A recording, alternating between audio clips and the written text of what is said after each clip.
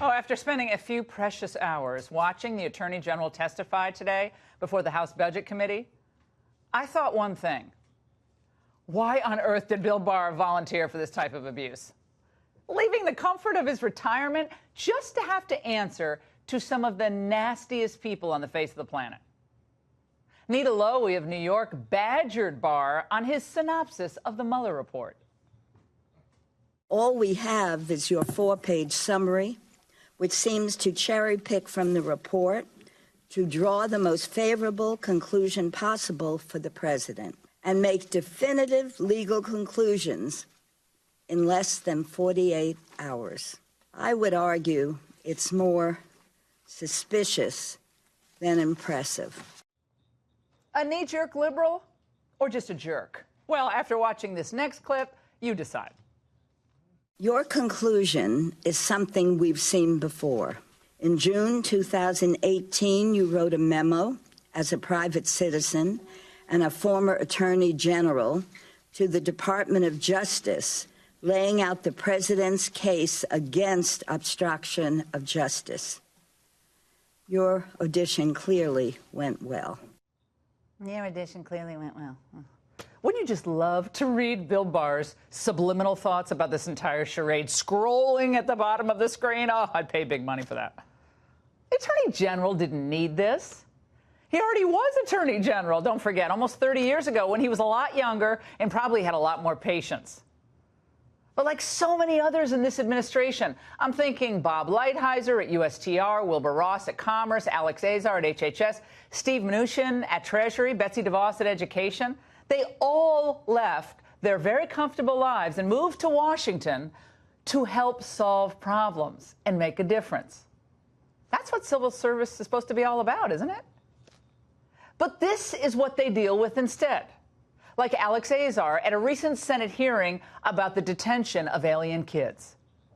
We are getting 300 to 350 unaccompanied alien children crossing the border and referred to HHS every single day right now. These are 10, 12, 13, 15-year-old kids. They're not coming with parents. They're coming across the border by themselves. What is the capacity of the child prison system that you're seeking with this money? You keep saying prison system.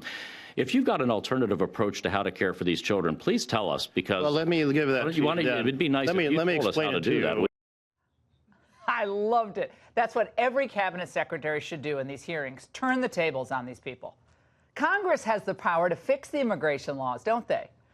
And if child detention or separations are so offensive, hey, why don't you change the laws? Better yet, seal up the border and end this travesty altogether. Now, of course, Congress does have legitimate, important constitutional obligations to do proper oversight of the executive branch. I'm all for it. But what the Democrats have been doing since Trump took the oath of office isn't oversight. It's character assassination, either of the president himself, that he was secretly working with the Russians, or of anyone who works for him. Look at what the jackals did at Secretary Mnuchin's hearing today. Well, now, get this. We have a crisis on our southern border, and all impeached 45 Mad Maxine cares about is Trump's old tax returns. Secretary Mnuchin, will you comply with the law by the deadline tomorrow? As I said before, we will follow the law. You're not afraid that you will be fired if, in fact, you release the returns? Well, I'm not afraid of being fired at all. I've said we will follow the law. And okay, and you are clear, and I'm very pleased you're not afraid of being fired. Now, coming up empty there, Auntie Maxine went back to her favorite category. I'll take Russian oligarchs for $500. I don't believe I've ever met a Russian oligarch. So you never met or talked with or had any conversations with Mr. Deripaska or with Mr. Victor Vekselberg or anybody about sanctions. Is that correct? That is correct. I've never met either of them. No, not met, but had a conversation with, period. I've never had any conversation with either one of them. Okay, let us continue.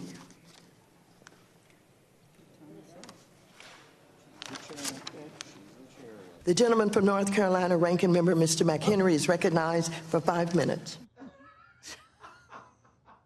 By the way, that went on longer there. Okay, she's just a complete and utter embarrassment. along with Pelosi, the co-ruling queen of the resistance. How is any of this helping their constituents? The answer is it's not. Now, the Republicans, remember, they're also called the GOP, as in the Grand Old Party. I'm thinking Democrats should be called just UP, as in the unserious party, okay? Because for more than a year, the Trump team undertook the painstaking process of doing things like renegotiating NAFTA, the trade deal that had given unfair advantage to companies that move their plants to Mexico. Canada and Mexico both signed off on it. So why hasn't Nancy Pelosi called it up for a vote? Because she's unserious. She's parroting bogus concerns of her buddies over there at the AFL-CIO about labor laws in Mexico. It's a big issue how workers are treated in Mexico. And to lift up our own workers, you don't do that by suppressing workers in other countries. It's an exploitation on both sides. I don't know what that was. She and Beto should get together. Exploitation? I haven't heard Nancy demand the same from China lately. Have you? They don't do anything with labor law problems. The truth is Pelosi wants to throw sand in Trump's gears every chance she gets. If Obama had negotiated the same deal, she'd have been all for it. But she'd rather deny Trump a victory than do the right thing by the American people. Same scenario, by the way, is at play with the ongoing invasion across our southern border. Congress could fix this in a weekend. Now, estimates are that this month alone, we could see 150,000 migrants overwhelming our border patrol. So instead of closing loopholes, ending this crisis, Democrats just use every opportunity to grandstand for the cameras. The Department of Homeland Security is descending into chaos. A major, massive purge is no substitute for a change in policy. Congress must exercise its duty to provide a check on the executive branch. You pretty much have to be a yes person, otherwise you do not last long. Nielsen will be known for implementing a cruel policy. Oh my gosh, it's so bad that cabinet secretaries get berated about policies totally out of their area of responsibility even. Well, I'm dismayed to hear that you're willing to drive our healthcare system off the cliff with no plan for replacing it. Well, I think your premise that the Justice Department makes healthcare policy is simply wrong. We take legal positions in cases. Okay. How Barr remained as cool as a cucumber is beyond me. Now, even as the hearing was ending, Chairman Jose Serrano, we warned you about him last year, couldn't give the condescension and self-righteousness a rest. I grew up politically in the 60s. That's where I developed a lot of my feelings about things in our great country. It's very troublesome to see a Justice Department against the law of the land. We lean on you to come through for this country.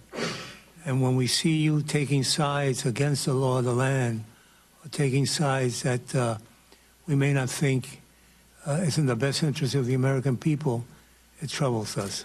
Nevertheless, we want to thank you for your testimony today.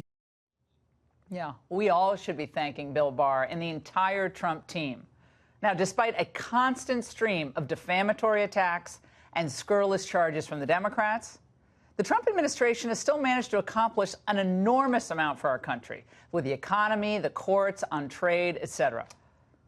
Mindful persistence versus mindless resistance. Americans will have a clear choice in 2020, and that's the angle.